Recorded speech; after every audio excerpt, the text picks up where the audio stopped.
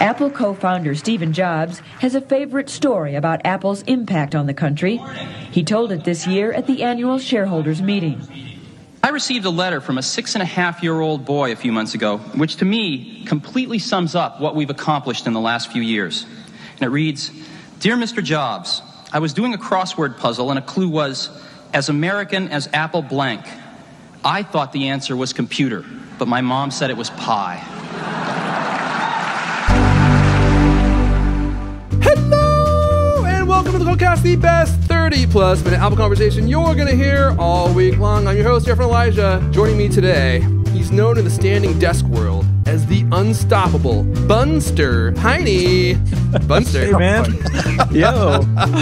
And are those buns unstoppable? You wouldn't believe it.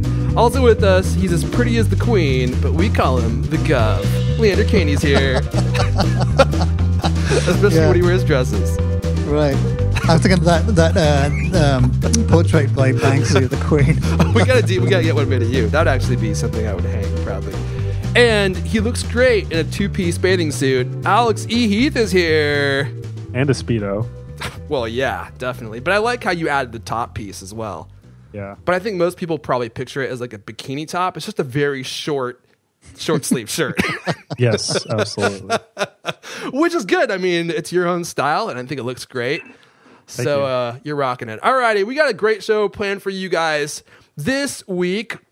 We're going to do something fun at the end, so hopefully you guys will stick around. We polled our Facebook page, facebook.com/TheCultcast, all our great listeners, to give us some things to talk about, just anything. It literally could have been anything. And so we have some questions that we're going to be covering at the end of the show. We also kind of disperse them throughout the show, so we'll be talking about them here and there. We are going to be talking about the Apple Car. There's some more news regarding that. And I'm sure we'll be talking about the Apple Car every week for the next 5 years. Until 2020, until right? 2020, when it actually may or may not be released. And we also have some iOS news to talk about. So before we jump into all the grand fun, I want to say thank you to Squarespace for supporting this episode. Squarespace 7 is what you need to use if you have a need for a new website. It has a completely redesigned interface, integration with Getty Images, Google Apps, brand new templates, and an incredible feature called Cover Pages. If you need a website, please go check out squarespace.com. They are the place that you should start. And if you like what you see, you can get started with a free trial. And if you want to purchase the service beyond your trial, you can use code CULTCAST at checkout. And you'll save 10% off any order. I also want to thank Sanebox for supporting this episode. If you need to get control of your email inbox, man, I sure did. If you're getting tons of emails every day and you just never have a chance to make it through all of them, check out Sanebox. It's a service that works on top of your email account, and it prioritizes your emails so that you only see the ones that you need to see, and then it summarizes the rest in a digest that you could review quickly and then delete. Saves a ton of time. It's incredibly accurate, and there's nothing to download or to install or to learn. It just works. You activate it. It works on your current email that you have. And the smart filtering is just the beginning. Sanebox offers a full productivity suite to help you fly through your inbox. And this is actually my favorite one, response tracking. So you can have Sanebox notify you when you email someone, and if they don't email you back within a certain amount of time, Leander Caney, it will actually let you know that, and will bring that email up again so you can follow up. Sanebox is used by Fortune 500 companies like Coke and Groupon, LinkedIn. But look, if you're not already sold, check this out. Amy Hubbard, casting director for The Hobbit, she started using Sanebox, and she said, "Sanebox has changed my life. I purchased Sanebox for my entire team, and they love it as much as me." So, if you think you're better than The Hobbit, you need to check yourself. It's good enough for Bilbo. It's good enough for me. It's good enough for... That should be their new slogan. Go check out sanebox.com/cultcast for a free trial. They don't need your credit card or anything like that, just your email address, and you'll be off and running, saving time on your email. Thank you to Sanebox. That's sanebox.com/cultcast. Okay, 2 quick things. Happy birthday to Steve Jobs. He would have been 60 years old on February 24th. I think one of our listeners asked us to share any Steve Jobs stories that we may have. And Leander, I was going to just put you on the spot and say, do you have any cool Steve Jobs stories that you can share with us? I've already flogged them all to death on that show. I know. Besides the handshake ones. Right. Oh, the handshake one was one of my favorites. The time that Leander Caney tried to shake Steve Jobs' hand, and he just looked at him sternly and didn't put out his hand to shake it. And then Leander, didn't that happen again to you? Yeah, I did it twice like an idiot. But it wasn't at the same show, was it? No. It was a while later. It was on two separate occasions. You can't help it. It's a natural thing to do, isn't it? And it's just as natural for him to deny it. Just to be totally repulsed by your invitation to shake his hand. He didn't know. You don't know where Leander Kearney's been. Well, I was watching some keynote the other day, and I know so he gave all his, when he invites people out, guests, people from Adobe and from, game companies. Well, he was giving them plenty of handshakes, so. Yeah, I noticed he actually is a very hearty handshaker. He shakes it very vigorously. Right. Grabs the elbow with one hand, shakes with the other. But yeah, that didn't happen to you, huh? No. That's interesting. And also, I literally just thought about this 5 minutes before we started recording.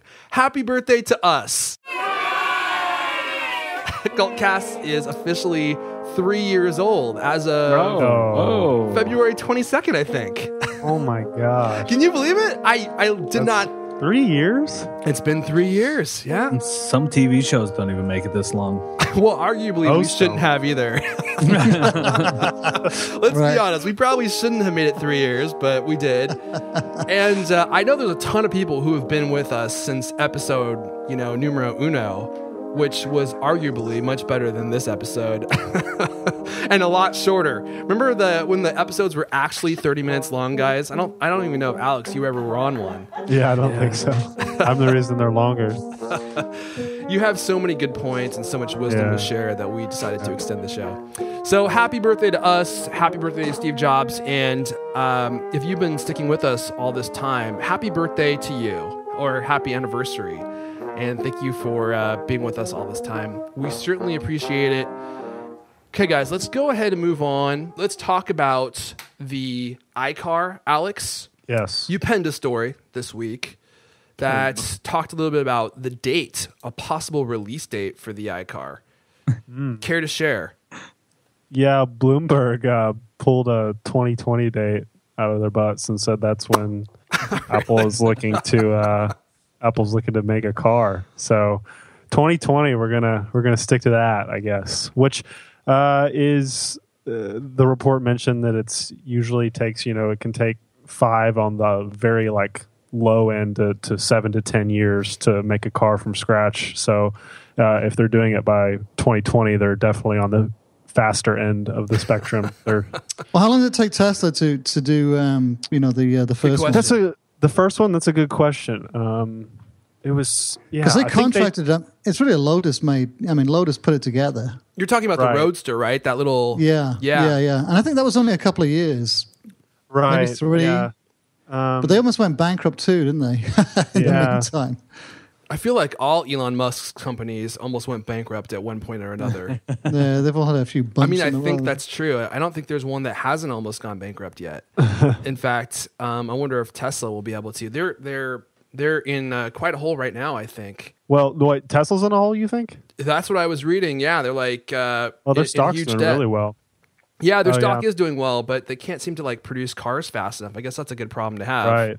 Right. The first Tesla Roadster prototype was shown off in 2006. So, and they didn't IPO until 2010. I don't know if we know exactly how long they were working on it before then. But side note: have you guys seen any videos of the Tesla P85D?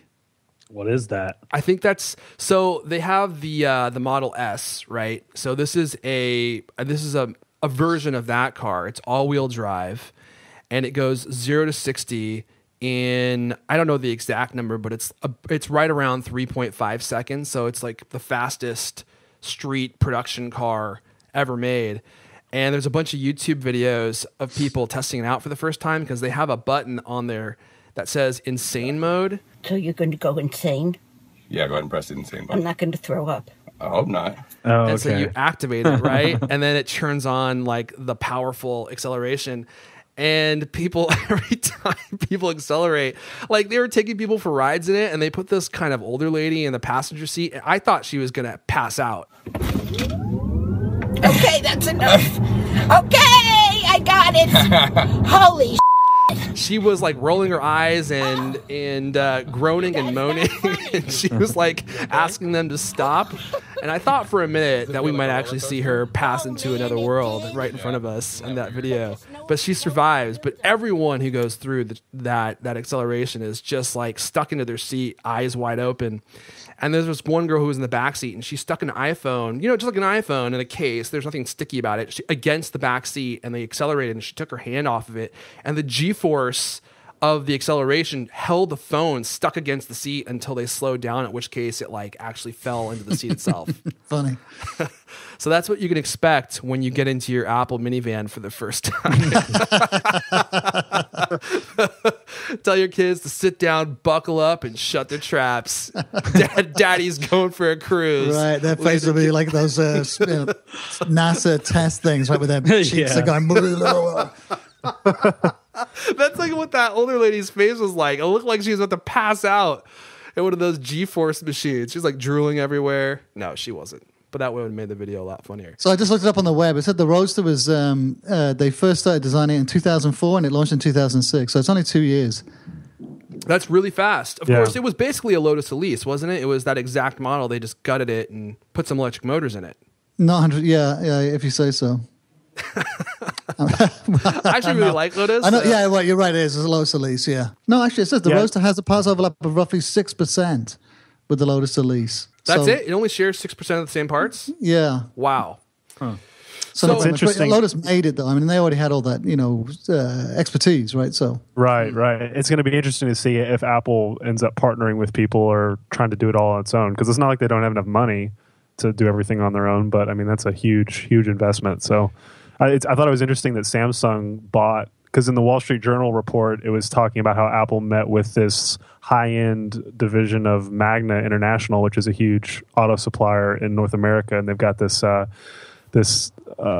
higher-end division in Europe. And Apple, it was just like one sentence in the Wall Street Journal that Apple had like met with them, and then 2 weeks later, Samsung bought that division, so to work on their battery technology. So I don't know if that means Samsung's doing a car, probably not, but Samsung does already provide electric batteries for like BMW and stuff. So what if Samsung ended up making the battery for the Apple car? Well, they got to replenish their ranks, right? Because there was that report that came out that said Apple is poaching Samsung's battery experts. Yeah. And not just battery experts from there, but battery experts from A123 systems. In fact, A123 is suing Apple for poaching some of their top talent.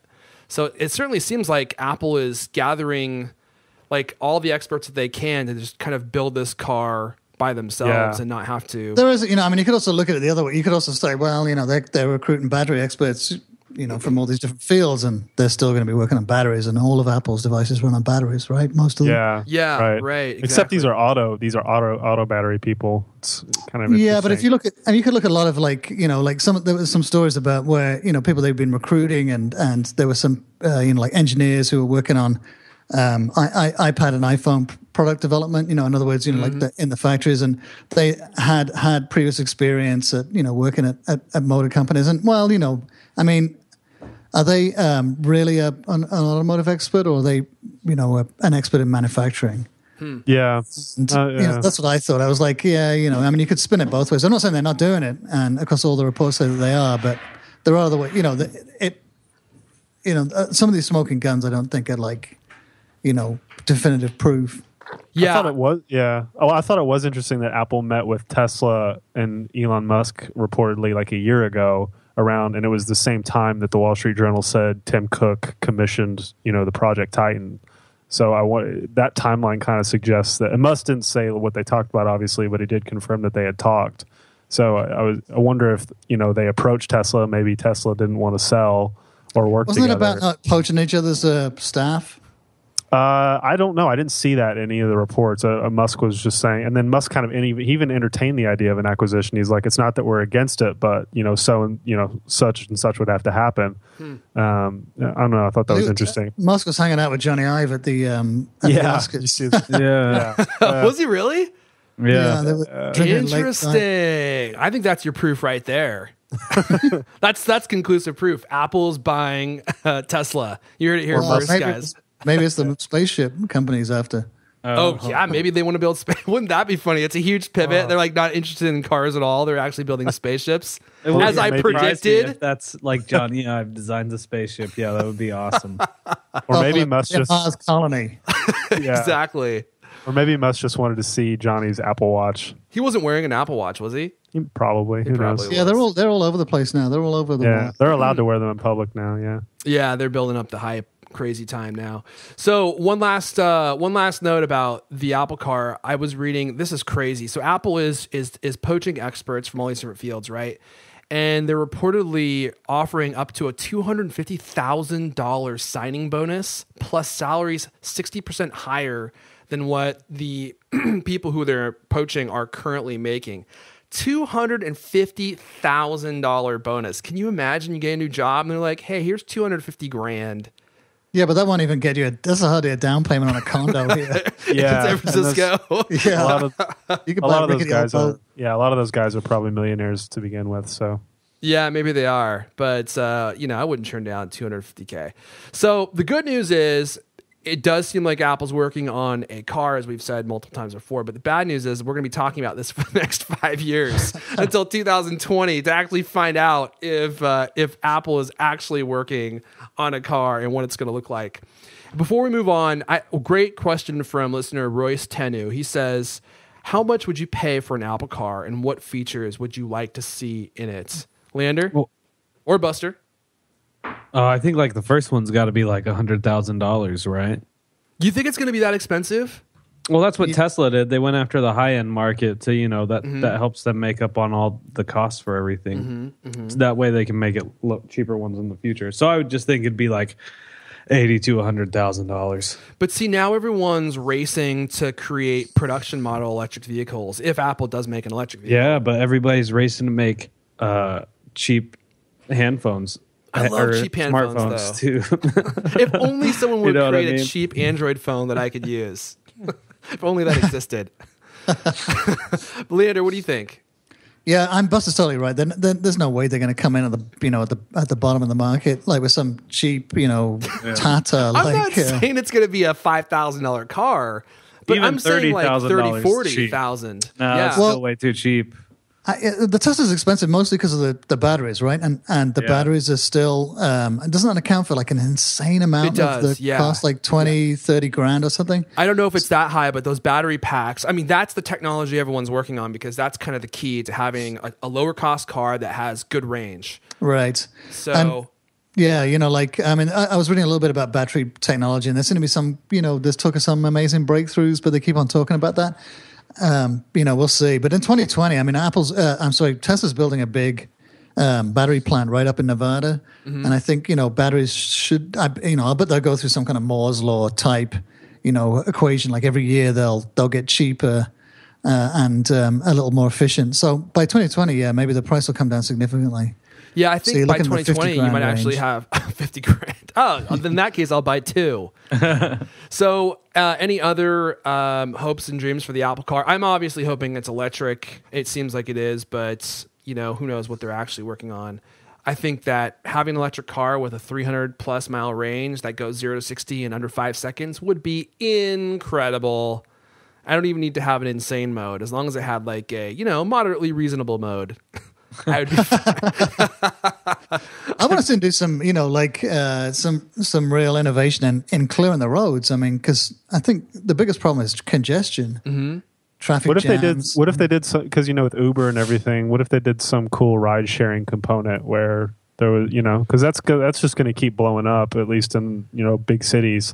I wonder if it will be some kind of that lift element to it. Yeah, imagine if you could drive the car to work and then you get out and it goes back to your house. And then like someone else who's at your house could drive it and then it drops them off and it goes back to some other location. And it was always just kind of like moving itself around to get to so that different people could use the same car. That would actually make having a one car household somewhat more of a possibility if you weren't commuting at the same time. We're a long way from that though. Oh no! Everyone's working on self-driving. In some places, it's already happening. Yeah, I mean, you're seeing that a lot already, and there's a lot of people who are moving here into San Francisco, like all the young Google engineers, I mean, and the Apple engineers. These guys don't have cars. Right. They ride the bus to work, and they do Zipcar and stuff like that when they want to get out of town for a weekend. And I think there's a pretty big demographic trend. Wasn't it for the first time in 50 years, that this generation has that car sales have declined significantly? There's actually some pretty significant statistics about that. I'm probably going to sell my car in a couple months. Yeah, and do what? I don't know, man.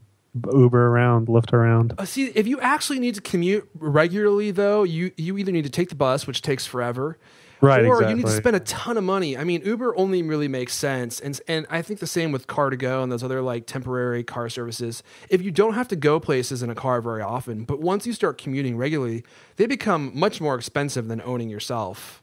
Well, that's why I think Lyft has got such a cool thing going on with their ride sharing thing. I guess it hasn't really taken off yet, but they're piloting it in San Francisco, and it's where you're matched with people that are going on the same route that you are, so the fare drops considerably. So it's actually pretty affordable. And their whole idea is they want to, I remember the founder saying something about how he learned that there's an average of like 75% of the seats on the road are left unfilled, and he wanted there to be less congestion and more people in cars and to make it cheaper. And I think that's a cool way of doing it.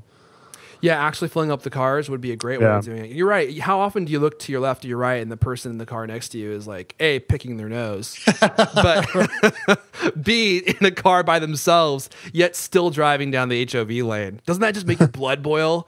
Yeah, but the last thing people want to do is get in a car with a stranger, right? I mean, people hate that. Yeah, but it could change. I mean, people realize that it's cheaper, and I don't know. You're right. It's weird. Lyft has to have like reviews, like this person will pick their nose while they're in the car with you, yeah, while making eye contact with you the entire time. Well, they have a lot of ride sharing programs in the Bay Area, but the only reason people do it is so they can get in the HOV lane? commuter lanes. Yeah, does that actually make a difference out there? Yeah. Oh, yeah. Oh, really? Tim does it all the time. He gets picked up all the time and comes into the city, and they get to go in the commuter lanes, and it makes a big difference. Huh. The Seattle commuter lanes, I feel like, are always just filled with people who are just by themselves. It makes me so mad because you'll see them, and oftentimes they're in an SUV. They might have their windows tinted, so it's kind of hard to see in. But like headlights will flash in their windshield or something, and you can see they're just by themselves. And the only thing that you can do is call this number and report them, right? No, I never have. Well, I've had people had rubber dolls, and mannequins with bad wigs. They're always getting nicked here. I honestly am not surprised in San Francisco. Yeah, right. Now that happens. There's always some stories about that. It's pretty funny, but the people don't cheat here because I think they get caught quite a lot. Wow, I wish that were the same in Seattle. They don't get caught in Seattle? No, I think if they call that number and they report you, if you're reported 3 times, then you get put on a list and the police will keep an eye out for you. That's your punishment. Wow. Right? It's like, oh my gosh. I'm surprised that more like everyone is not just using the HOV lanes. All right, before we move on, I want to say thank you to Squarespace for supporting this episode. I think Squarespace is fantastic, and there is no better way that I know of to get started quickly with a beautiful website in mere moments. Head over to squarespace.com, and in mere moments, you will have a website up and running. That's because Squarespace has put a ton of thought into how the website is built. So they have this layout engine that you use, and it's essentially a drag and drop engine to customize templates. They have all these beautiful templates that you can select from, and you'll have a website instantly with one of these templates. And then you can customize it with these drag and drop blocks to add your social media accounts. You can make image galleries very, very quickly and easily. You can add text. You can do the layout exactly how you like it. And if you really want to dive in, you can actually go in and change the CSS if you're so savvy. Or you can use their style editor, which is basically just drag and drop functionality to control hundreds of different customizable settings. So you can change the colors, the fonts, the page configurations, and you can do all this with just a few clicks. Plus, Squarespace includes Typekit, so you have access to a bunch of high quality fonts that you can use to customize your website. So your website will have a very clean, modern, elegant look. And this is all going to take you maybe an hour or two, and within no time at all, you'll be up and running with a beautiful website. And one of the best parts is, and I don't know if anyone else does this, is you can build your website and then Squarespace will automatically change all the code, customize all your images, so you'll have a mobile-ready site right away. So whoever visits your site, whether it's on an iMac, on a PC, on an iPhone, on a Windows phone, whatever, your site is going to look great. Check it out. Head on over to squarespace.com. You can give them your email address. They'll get you started with a 2-week free trial. And you can build a website yourself and use it for 2 weeks and decide how you like it. And if you do and you want to continue your trial, Squarespace is as low as $8 a month. And if you use code Cultcast at checkout, you'll save 10% off any order. That could be a month of service, a year of service. It doesn't matter. Squarespace.com. I want to thank Squarespace for supporting this episode. All right, Buster, let's talk about iOS 8.3. What about it? The beta. I heard we're finally getting the Simon Phoenix emojis that we've all been demanding. Simon Phoenix emojis? Yeah. Do you know who Simon Phoenix is? He's a criminal the likes of which you have never seen. In a bad time, he was the worst. Have you ever seen Demolition Man? Oh, I know. No. You haven't seen Demolition Man?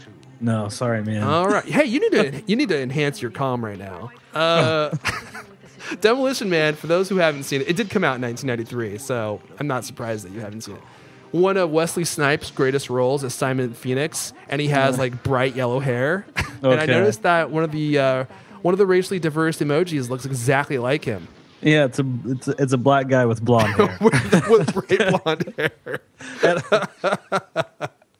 So we're getting emojis finally, and is it just going to be a selection of emojis, or is it just the faces? Like, it's like the faces. It's kind of like, the same way you do like accent marks on letters. You just like for some of the faces you can press and hold down. Yeah. And bring up like the different skin tones. And, like they're all yellow though. That's kind of the thing that sucks about it is by default, they're like the emoji yellow, which makes some of them look really silly now. By default. Oh really? But if you choose one of the customized options, so let's say you want the Simon Phoenix option, when you go back to use that emoji, does it make you select that option again, or can you does that become the default? Yeah, that's the new default. Oh, dude, I'm changing all my emojis to Simon Phoenix. That's going to be how I communicate with people from now on. And it looks like the emojis are also coming to OS 10, yeah? Yeah. So when are we getting those? I need some Simon Phoenix. Shoot, I don't know. It's in the new, what is it, the OS 10.10.3 beta. Yeah. Uh-huh. And so for that, you have to go into your Mac to like you have to go into like the special characters menu and drop down to select which one you want. So it's a little bit more complex. It's not as easy as on iOS. Do you guys use emojis on iOS or on OS 10 very often? I only in iMessage. Yeah, I only text in emojis. You don't use text like actual text characters at all. Well, you can get That's a actually keyboard. impressive. You can get a keyboard in the App Store, a third-party keyboard that translates your text into relevant emojis as you type. What's it called? So it's called Emoji Type, I believe. Let me double check that. Emoji Type. Why is the design so bad? It looks really childish. It's just really bad design. Do you mean the new emojis? Well, a lot of the icons, all the emoji icons, they all look really sort of stupid and cartoony. Like, yeah, they do, don't they? Yeah, they're really, really dreadful. And I was wondering, is that a hangover from their origins in, from iOS. Japanese emojis? Well, no, I mean, I don't even think going they look further that than that. Are they standard? Do you know what I mean? Does everyone's emojis look the same? Are they the same in Android? No, Android they're different. They're different on Twitter as well, I think too. I think it's Facebook. Yeah, any service. I think you can implement your own version for the Unicode standard. Okay, well, I'm kind of. Don't you think they're shockingly bad? I don't know. I don't think they're that bad. Everything, even the animals, the cakes. I like the jaundice skin color. Yeah, that one's very nice. Given There's the a lot of jaundice people population. complaining that it's racist too. Why is it racist? I don't understand how having every single skin tone imaginable is racist. Wait, they're complaining that the new ones are racist? Yeah, because like the new default is like bright yellow. It's like the smiley emoji face. So even on the people, it's like bright yellow. So it just goes to show no matter what you do, agents. someone's going to take offense to it. Like here's Apple making a concerted effort to actually increase the diversity of their emojis. I personally don't understand how you could be offended by a yellow emoji. Because, I mean, didn't they make it yellow? Because there's no one that's that color, right? Yes, exactly. So anyone can be that, unless you're like a jaundiced supposed to be baby and you're not old enough to have a chip on your shoulder about that such a thing. I just love that we're seriously talking about racially diverse emojis. Yeah, but are they sort of really bad racial stereotypes, though? Like the emojis? Yeah, I don't think. I mean, I don't think so. I guess your opinion might be different from person to person, but they just look like people, and they're different colors, and their hair is different colors. I mean, I thought it was kind of cool that there's like an olive toned person now, because that's kind of actually my skin color, olive toned. Yeah, I'm not totally white, No, exactly. And I actually became offended. I was like, I didn't realize all this time how racially insensitive Apple was being by only providing me like a white character. I was like, this is not even the character I've been. My sense of identity is totally changed. What's that, Alex? To Leander's point, it looks like a lot of the standard ones, like all of the faces are exactly the same. They just have a bunch of different skin tones. Like they're all the hair and the like what the face is showing, like they're all the same. And then there are some that are like wearing stuff, but the base emojis, they look like carbon copies of each other. Yeah, they're like Lego people, right? So they don't actually look like people. Exactly. Right. From different races, they all look like the same kind of really bad cartoon, which is still basically a white Eurocentric figure with a different skin color, with a different skin tone, right? But you could also say, Leander, like how much variation does there need to be, right? There's so many different cultures out there, and if you're going to make the case that we need to make sure that these like emojis have or different features for every culture, well, there's how many different cultures? How do you decide which ones are more popular than others? And then build those all in. They have to be infinitely variable.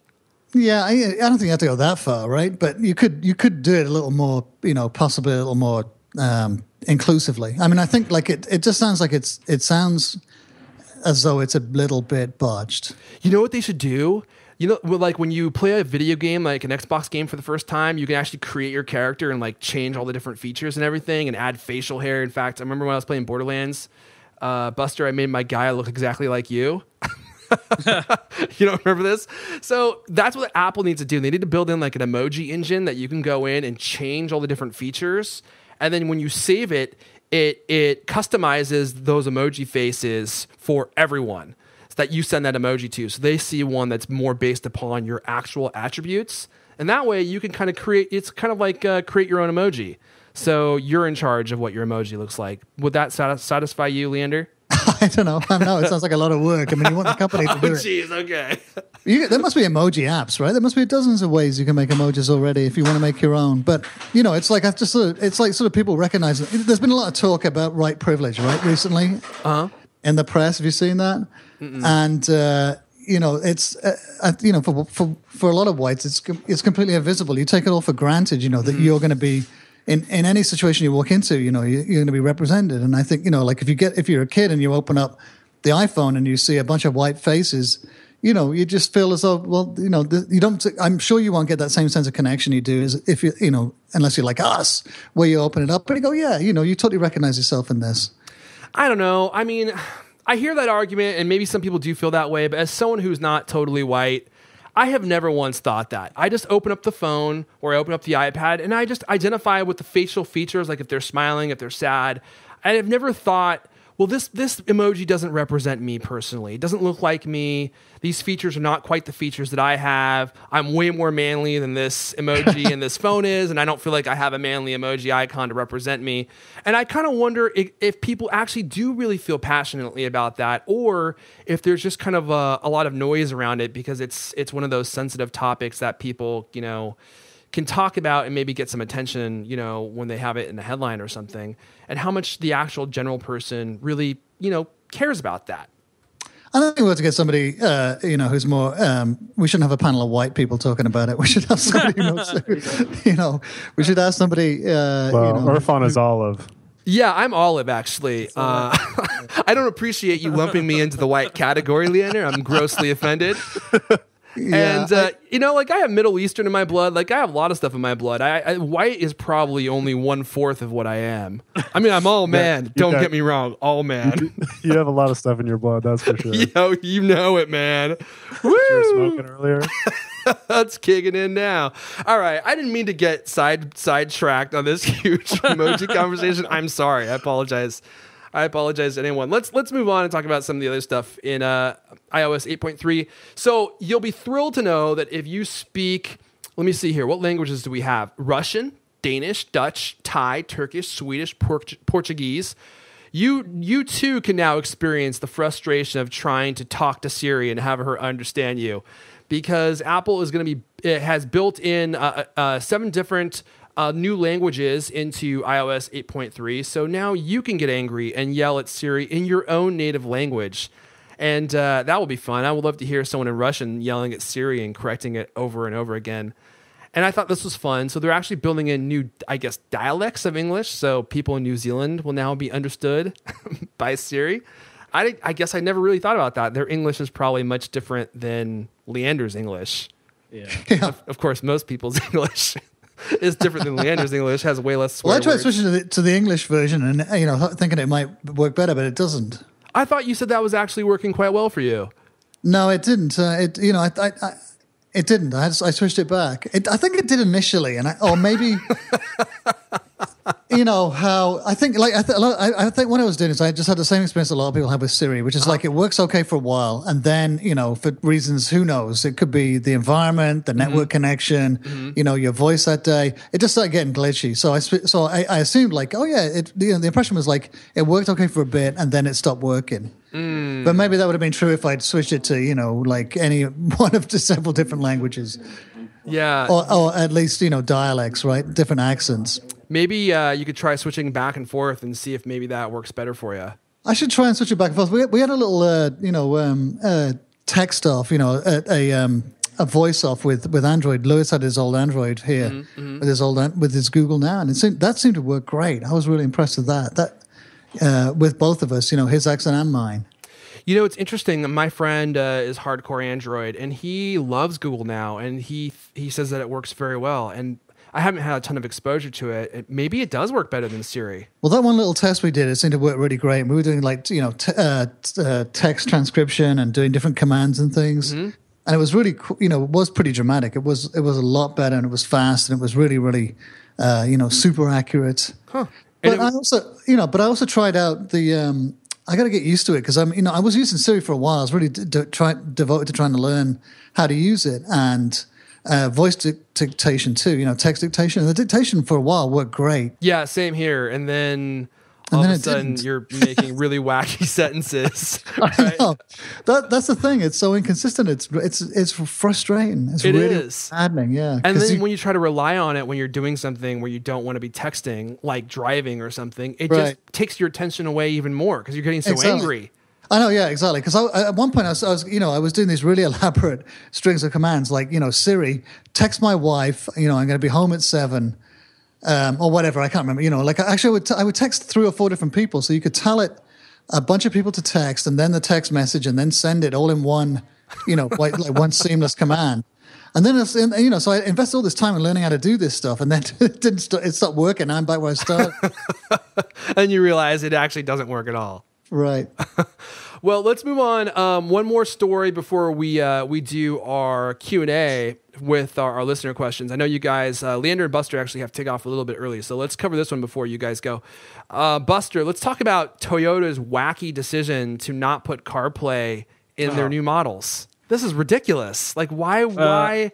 They were one of the first supporting partners. Yeah, they're still listed among Apple's partners, but they're not supporting Android Auto either. They said they want to use their own in-tune systems, which I don't know. I think that's just really dumb because then you're just forcing people to use a car stereo system that they don't want. At least give them the option of Android or iOS, I wonder if they have. I'm sure they probably have to pay Apple like a royalty fee. So maybe they're thinking they can get away without it. But I'm sure it's good business decisions too. I mean, like they're probably thinking far ahead when, there's all sorts of telemetrics coming through. So I'm eating a piece of jerky. I was going to say, what are you munching on? It sounds like you're eating like an apricot or something.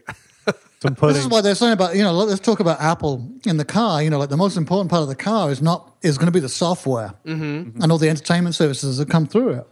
And Apple's really got like a, super dominant position in a whole bunch of those in those industries. And I think, Toyota's probably scared of turning that over. Maybe they are playing this a bit defensively in protecting their own car building interests. Maybe that has something to do with it. It's going to be a huge revenue stream, I'm sure.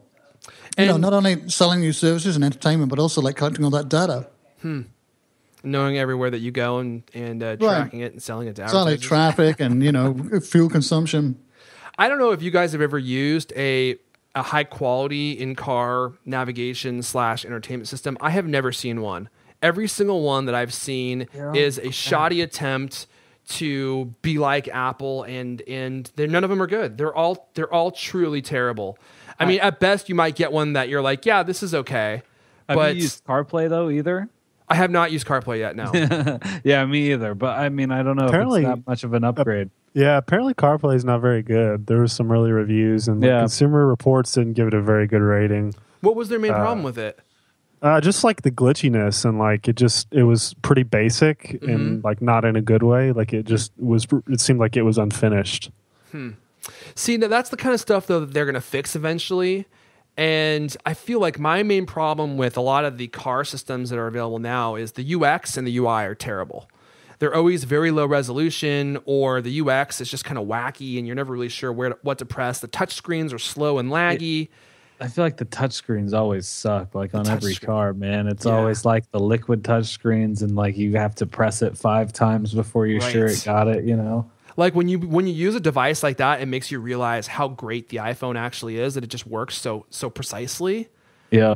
Because I feel like they put the touchscreens in cars so that they can put that on the invoice and like touch screen, and you're like, cool, my car has touchscreen. But then you think it's going to be like the iPhone, and they are not the same touchscreens. Like not all touchscreens are made alike. No. And then you just get pissed off and you drive around angry. The Tesla UI and the Tesla touchscreen is supposed to be really good. Yeah, it's like as big as a TV in your freaking front seat. It's like an iPad. It's 17 inches, I think. 17-inch iPad. Is it really that large? Yeah. Wow. Stay did a test drive and did a video about he went on one in the UK. And that's the first time I'd actually seen the interface, sort of demoed. And that's pretty good. That's on our YouTube channel, Cult of Mac TV. What's the do you remember the title of the video? No. Okay. I was trying to help direct people. We'll put a link in the show notes. Link in the show notes. Yeah. Leander, problem solved. Yeah, I want to hear Stay squeal like a girl as he's accelerating. That car has got to be a blast to drive. All right, Leander, Buster, do you guys have to take off? Yeah, I'm out of here. Okay, you guys keep it sleazy. All right, peace out, man. Me and Alex are going to wrap up the show. Bust out those hard questions for Alex. I'm just going to drill the Alex dirty for questions. the next the dirty ones. Let me switch my set here. Wait, hold on. Can we get some Marvin Gaye? This is Cultcast After Hours. Cultcast After Hours. Sexy beer chat with Buster's gone. Okay, well, Alex, before we jump into the questions, let me give a thanks to Veridesk for supporting this episode. Are you using a stand-up desk these days? I am, but it's not a Veridesk, so I don't want to say what it is. Yeah, well, you know what? I want a Veridesk because the thing I have is a behemoth, and it weighs like 60 pounds, and I love the idea of having something portable that I can just, if I move workspaces or something, I can take it with me. So let me tell you guys about Veridesk. They make, I don't know if portable is the right word, but you could certainly move your Veridesk around. Modular. Modular? Is that the word? Modular. Okay. Modular standing desks. And they're great because they go on your existing desk. So if you don't want to wrestle with a huge standing desk, they are a much smaller commitment because you can move them around and place them on the desk you already have. And maybe you have a desk that you already like. And more than that, they're actually affordable. So most automated automatic rather, standing desks are very expensive, like between $1,000 and all the way on up to $3,000-$4,000. Veridesk has models that start at just $275. And here's the key, and this is really the most important thing about a standing desk. So you need one that goes up and down very easily, because when I see people make their own, stand-up desks at home, they're like, look, I made this for $10. Well, yeah, but it's not easy to actually adjust up and down. And that's key, because when you're standing all day, you're going to get tired. Your calves are going to get tired. Your gluteus maximi going to get a little tired. Gluteus. And eventually, like Sean Connery, you're going to get tired. You're going to want to sit down. And the Veridesk models... Your mother's tired, Trebek. Hey, calm it down, Sean. That's what your mother said last night. So the thing about Veridesk that's great is it goes up and down easily in 3 seconds or less. They make models that have single monitor support, multi-monitor support.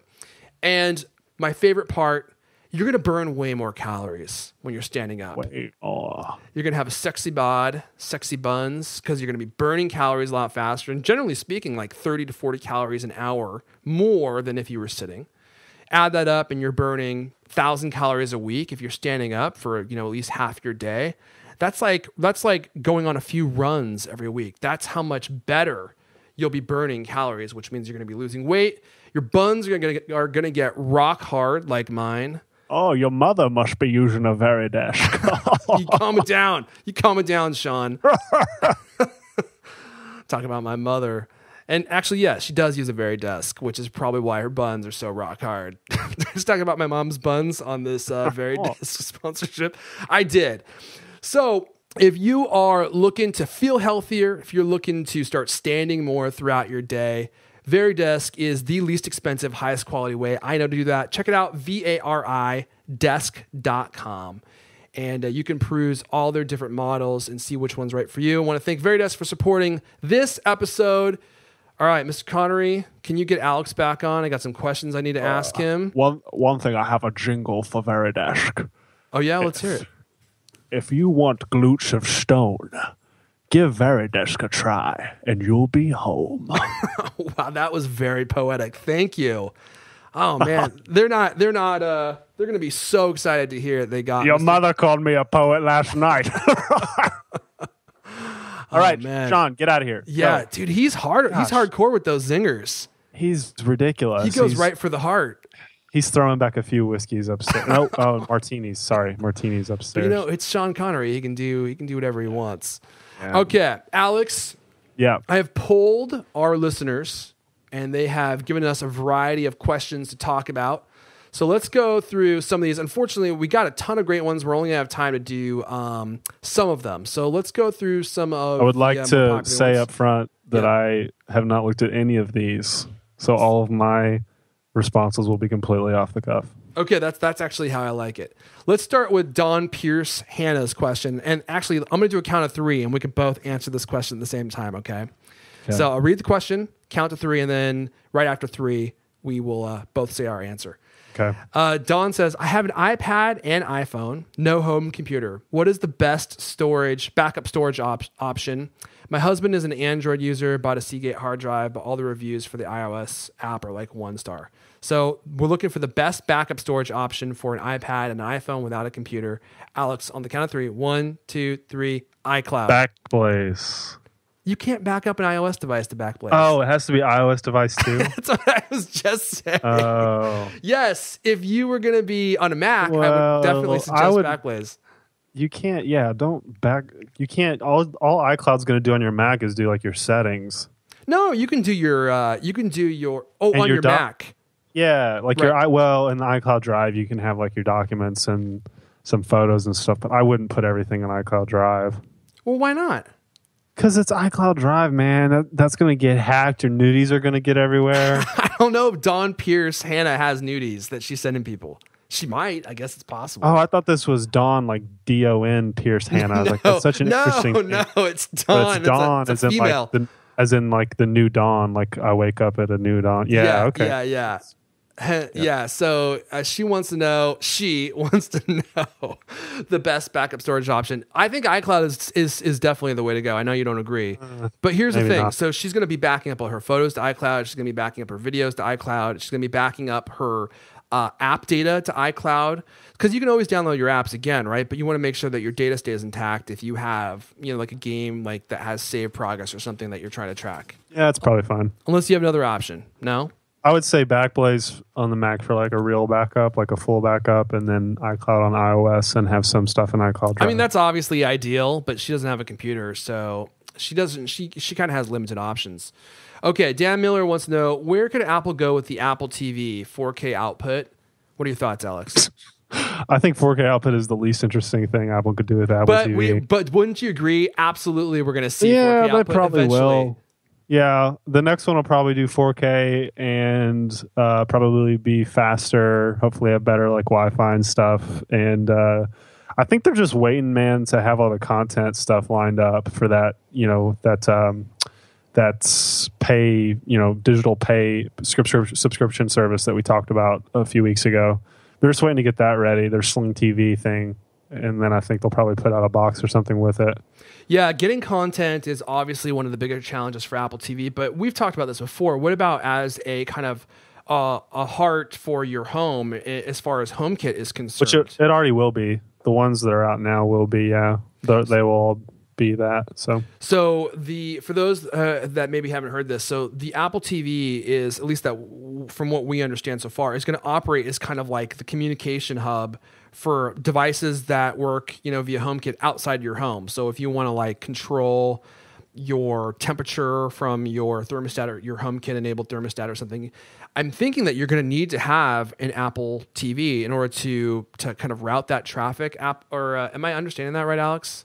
If you're not on the Wi-Fi network, yes, you'll have to have a. So if you're Apple like TV. At work and you're on your way home and you want to communicate with, but that something, at the same time, that means your Apple TV needs to be on and stuff. And I think they go off automatically. Yeah, so. But it can wake itself up on the network. I mean, they have that kind of stuff so that it wakes up. Okay, let's see here. Stephen Boyles wants to hear us talk about sports. He thinks it would be hilarious. I don't know what he's talking about. I'm a huge sport nut. Alex, are you? Not. Dude, no, I dude. love to sports. Dude, I love sports, actually. Do I you? tell you what, I went to a game, a U of L game. It was pretty sad, actually, last week. And then I watched a basketball game, which was the first time I've done that in a long time. Last week, the UK game where they destroyed, who did they destroy? I don't know. They destroyed some team. You loved the game so much. I can tell. It left a huge impact on you. Dude, sports are great, especially if it's Ultimate Frisbee. I love to play Ultimate Frisbee. Do you really? Yeah, I'm a fanatic, yeah. I can't really say that I'm into sports at all. In fact, I'm happy. Get me in some short shorts, throwing that disc around. Maybe I am into Ultimate Frisbee. Can I be your like your caddy? Just carry around your discs? Yeah, absolutely. That sounds like I am into sports after all. I played sports in junior high school, but I didn't actually ever really have a great love of sports. I think for me, it was mostly like music. I was really into music. And for me, that kind of took up most of my time. And even now, I actually like going to live sporting events, but especially like live football games and stuff, but I just never actually do it. Did you say you went to a basketball game, Alex? Yeah. Oh yeah, basketball games are fun too. Okay, let's see here.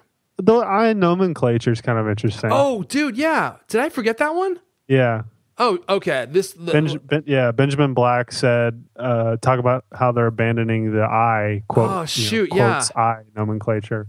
Speaking of I, good eye on that, Alex. I almost forgot that one.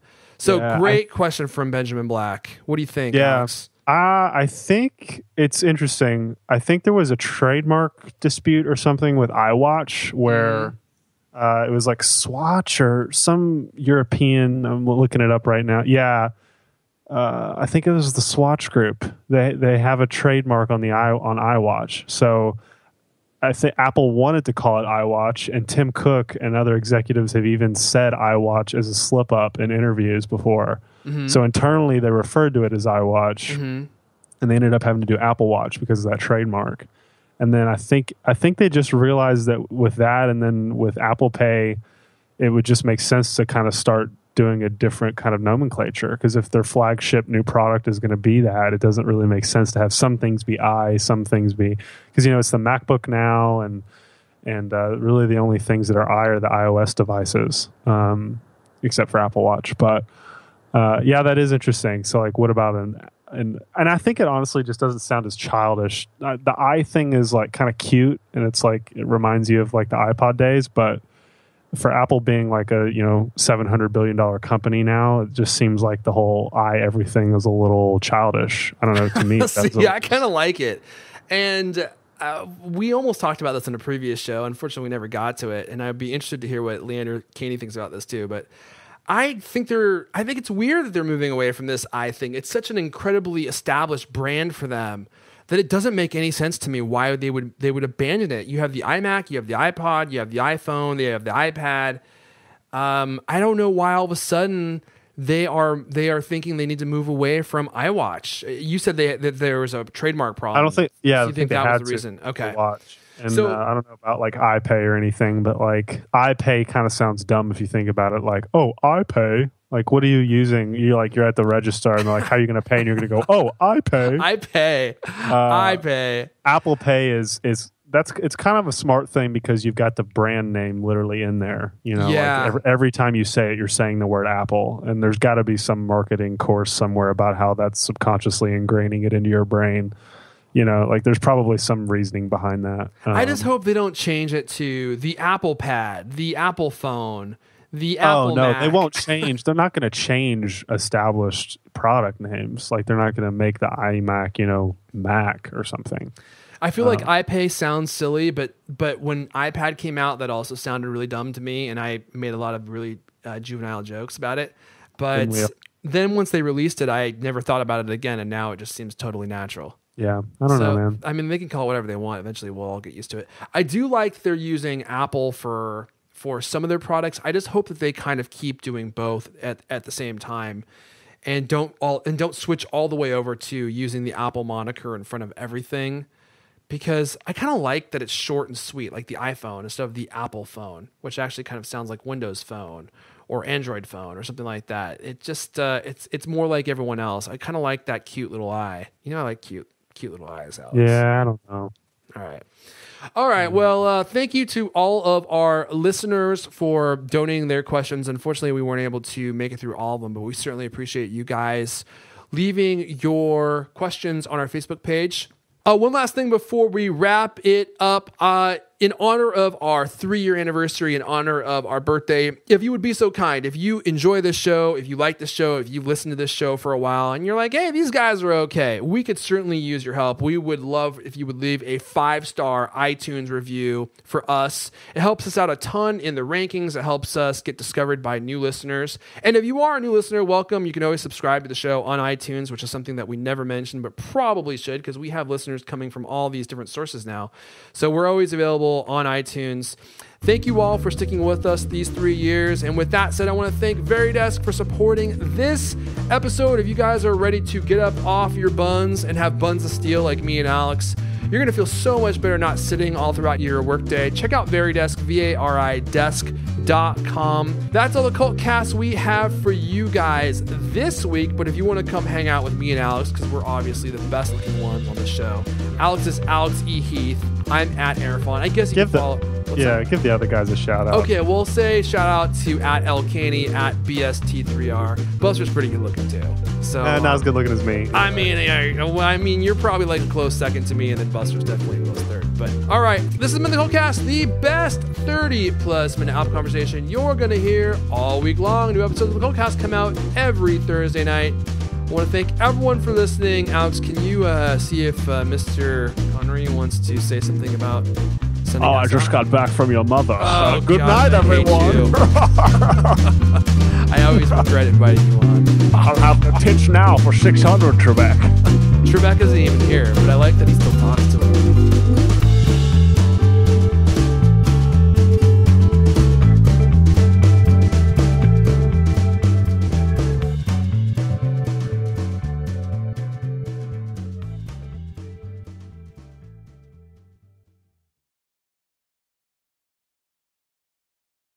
What's new with you, brah?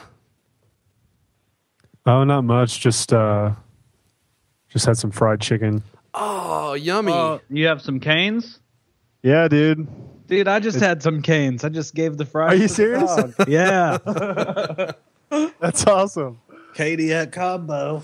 Oh, I got the Caniac too. That's my go-to. Shit. Oh, yeah. Do you do extra cane sauce? Because I always do that. Well, they give you 2 with that, and that's all I need. That's true, really. but I got to do 3 with the Oh, Caniac. jeez, dang. I'm a saucy guy too. I didn't know they had canes in Arizona. They just really started popping up the last year or two. Yeah. What do you think? Because I remember you hating on me about canes. Oh no, I'm just teasing you. Yeah, it's way better than KFC. Oh, KFC or what's the other one? Chick-fil-A. Yeah. Way better. I mean, so. I feel like their chicken's usually pretty good and tender. You can't do better than that toast, man. I just scarfed down that toast. That's hilarious. Sounds yummy. There's one super within jelly. walking distance of my house. Really? Yeah. I used to live right across the street from a KFC. I could actually hear their drive-through from my window. That wasn't a good thing for my life. Or my hole. Yeah, my hole's going to be destroyed. It kind of sounds like too much of that cane sauce could lead to a cane explosion. Yeah. Actually, now that we got Leander Caney on here, I don't know if we should say cane sauce anymore. What's going on? Alex has got this sauce called cane sauce, and he puts it all over his chicken. And he makes cane sauce. Is it Kahn? No, C-A. C-A-N-E. As in sugar cane? Yeah. Is it all sweet and sickly? No, it's like how would you describe it? It's like a honey mustard kind of. Yeah, almost like Thousand Island-y. I don't know. Yeah, it's a weird mix. I don't know. So is it basically just like Thousand Island, but slightly different? It's like Maybe. crack, man. It is very good though. Yeah. Yeah, it's so much better than Chick-fil-A sauce. And they're stingy with it. So if you try to get extra, they always charge you 25 cents. Yeah, well, no, I hate that. The key is to go up and say you forgot to order it, and then they feel bad for you. So you got to go up and just lie to them. And he's like, wait a second, I recognize you. How much does the sauce cost? 80 cents? It's ridiculous. Dear Lord. That must be some their good profit sauce. margins. They've got Apple profit margins, I'm telling you. Segway. Oh my gosh. You're getting good at this. Did you see that New York Times story that strippers are using Snapchat to make money? How's that? You can get a stripper on Snapchat. So you got to pay some stripper to send you. Well, because they have Square Cash integration now. Oh my god, it's brilliant. Who would pay for that? So they're going to send you a picture of like an areola, and they're like, "You want to see the whole nipple? You got to give me $1." And then the picture disappears after. That may be your rate, but I wish I was making $1 for each areola shot. That's like Buster Hine money right there. Okay. That bottom is ridiculous. Thank you. I stand a lot. You've been using that very desk? Oh yeah. I have a built-in drink holder now. I actually believe you. I just set it on the back shelf. When I need it, I just reach around and get it. All right, are you guys all working on something? Everyone sounds preoccupied. I was just finishing up this. Leander? I was just reading about cane sauce. Did you really search cane sauce? I had a quick look. Yeah, it's some vile goo they serve at a fast food restaurant, right? I thought you liked vile goo. Weren't you the one pitching it, like that bicycle stuff? Bicycle stuff? Yeah, like that bicycle energy sludge that you squirt into your mouth. Oh, that stuff. Yeah. And I haven't had that for a while. Sounds right up your alley. Yeah, everyone likes a bit of dipping goo. Oh yeah. Heck yeah. I did. Holy cow. Leander, what's your favorite fast food? If you had to go somewhere, where would you go? Oh, I don't know. I guess, I don't know. I don't know. You can't think of one place? Well, because, we would go to In-N-Out Burger. Oh, yeah. That place is great. Yeah. No, it's not. It's horrible. I came to that. Oh, my God. This is dead, nasty rats. Oh my Feed God. it That's in it. and out at least once a week. It's a little more honest than most places, but it's still really bad. Their fries are truly terrible. They are. The fries are bad. I don't know how Oh, I their like fries the can be fries. so bad. They taste You like gotta the eat stuff them like you got that. You gotta have them fresh out the griller. They're like rocks hard within. tastes like cardboard. Yeah. The burgers are good though. Yeah, I guess Shake Shack, but I don't want to sound like a snob. And that's the kind of thing a fucking precious foodie would say. I don't even know what Shake Shack is not is. that good. See, me and Alex went to Shake Shack. I didn't think the burgers were that good. I could see why you want if it's like for the what's it called? They got all the custards, and then they also got beers and stuff like that. So that's nice. Really? Too. Yeah. So they sell custards and beer along with Yeah. burgers and stuff? Yeah. What's a custard? I don't think I had that. like a frozen custard. It's like really thick. You haven't ice had cream. custard before, Lander? Well, not at Shake Shack. I was yeah. going to say, that sounds like something that you'd Custard- really be into. Yeah, well, the custard, that's the standard British That's what I dessert. thought. Okay. Everything comes with custard. Ice cream and custard, eggs and custard, cookies and custard. And it's always made out in a packet, and it's always got lumps of, Oh, yeah. custard powder. I really want to live in Britain now. I love it. If you eat that cane goo, they have other stuff. You like that special cane goo. You're going to love the custard.